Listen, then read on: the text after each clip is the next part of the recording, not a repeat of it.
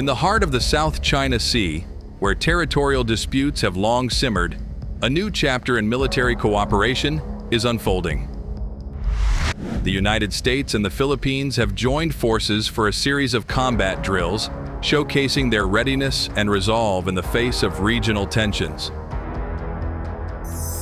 These joint exercises, aimed at enhancing interoperability and response capabilities, come at a crucial time. With rising concerns over maritime security, both nations are sending a clear message of unity. The drills involve a range of scenarios, from amphibious landings to air defense operations. For the Philippine military, this collaboration with its long-standing ally signifies a bolstering of defense capabilities. These exercises allow us to learn from each other, to refine our tactics, and to better protect our shared interests in this strategic region.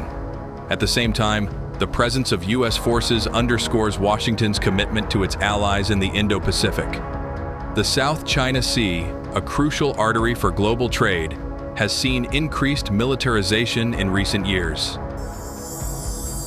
China's growing assertiveness in these waters has raised concerns among neighboring nations and beyond. The US-Philippine drills serve as a reminder that freedom of navigation must be upheld. Beyond the tactical maneuvers, these exercises foster camaraderie and partnership between the two forces. From sharing best practices to building trust, such collaborations are key to maintaining stability in a complex geopolitical landscape. As tensions ebb and flow in the South China Sea, these joint drills stand as a testament to the enduring alliance between the United States and the Philippines. The United States and the Philippines have launched their largest combat exercises in years, in a show of allied firepower near the disputed South China Sea. The annual Balikatan exercises, which will run until May 10, involve over 16,000 military personnel from both countries, as well as more than 250 French and Australian forces. The exercises include a joint sail by the US, Philippine and French navies in and near disputed waters off the western Philippine province of Palawan, the sinking of a mock enemy ship by combined US and Philippine firepower, and the retaking of an occupied island off the northwestern Philippines.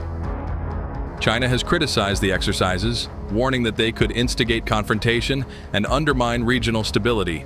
Other countries have responded to the combat drills between the United States and the Philippines in the disputed South China Sea with a mix of observation and concern.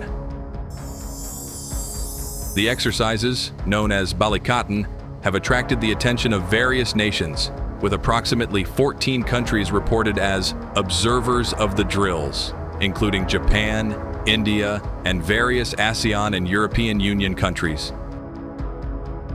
China, a key player in the region, has strongly criticized the exercises, expressing concern over the deployment of a US ground-launched missile system to the northern Philippines ahead of the drills, and warning that they could provoke confrontation and destabilize the region.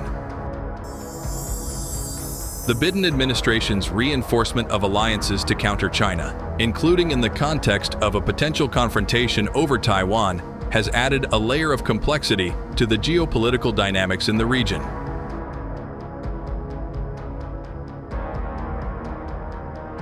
Additionally, the exercises come amid China's increasing assertiveness in the South China Sea and the Taiwan Strait, which have been flashpoints for Chinese-US confrontations. Two Japanese naval helicopters collide over Philippine Sea.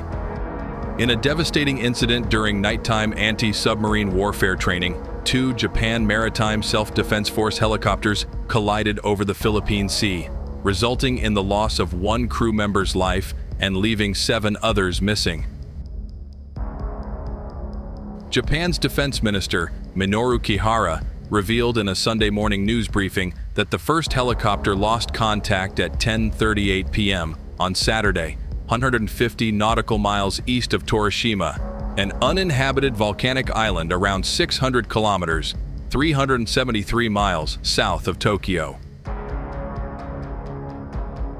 A signal from an emergency locator transmitter was detected at 10:39 p.m. Kihara mentioned the possibility that both helicopters' transmitters sent signals recorded as one due to operating on the same frequency in close proximity. Based on the recovered flight recorders and other debris, the ministry concluded that the helicopters had collided. Kihara detailed the extensive search efforts with 12 Japan Maritime Self-Defense Force ships, 3 fixed-wing aircraft, 4 helicopters, 2 Japan Coast Guard ships, and a Japan Coast Guard aircraft engaged in the ongoing search for the missing crew members. In an earlier 2 a.m. Sunday briefing, Kihara explained that the helicopters stationed at JMSDF Omura Air Base in Nagasaki Prefecture and JMSDF Komatsushima Air Base in Tokushima Prefecture were participating in a training exercise involving JMSDF submarines, ships, and aircraft. He confirmed that no foreign forces were part of the exercise. Admiral Ryo Sakai, chief of the JMSDF, disclosed later on Sunday that 3 helicopters were involved in the exercise, which included search operations, detection activities, and simulated attacks on submarines. The crew members of the 3rd helicopter were being interviewed for more information. The pilots of the collided helicopters were identified as Lieutenant Commander Takuya Matsuda and Lieutenant Commander Kazuki Itamura. Sakai announced the formation of an investigation board and the suspension of all SH-60K training flights. Additionally, Sakai canceled his attendance at the 19th Western Pacific Naval Symposium in Qingdao, China, which began on Sunday. U.S. Ambassador to Japan, Rahm Emanuel, expressed the U.S.'s offer of assistance in the search, awaiting Japan's decision. In a social media message, Emanuel stated, "We will stand together, side by side, with our friend and ally, Japan." The Japan Maritime Self-Defense Force operates approximately 80 SH-60K helicopters, with a transition to the SH-60L in progress. The SH-60K, a variant of the Sikorsky S-70, is produced under license by Mitsubishi Heavy Industries and equipped with Japanese avionics.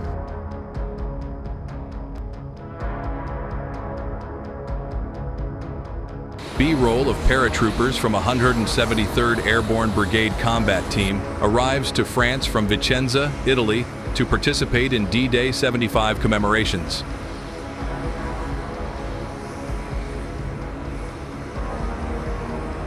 More than 2,300 U.S. service members, partnered with 950 troops from across Europe and Canada, have converged in northwestern France to commemorate the 75th anniversary of Operation Overlord, the WYEY Allied invasion of Normandy, commonly known as D-Day. Upwards of 80 ceremonies in 40 French communities in the region will take place between June 1 to 9, 2019, the apex being held June 6 at the American Cemetery at Colleville-sur-Mer. Over 900 paratroopers and 110 civilian parachutists from 7 different countries conducted a commemorative airborne operation in remembrance of the operations carried out by Allied forces on D-Day 75 years ago.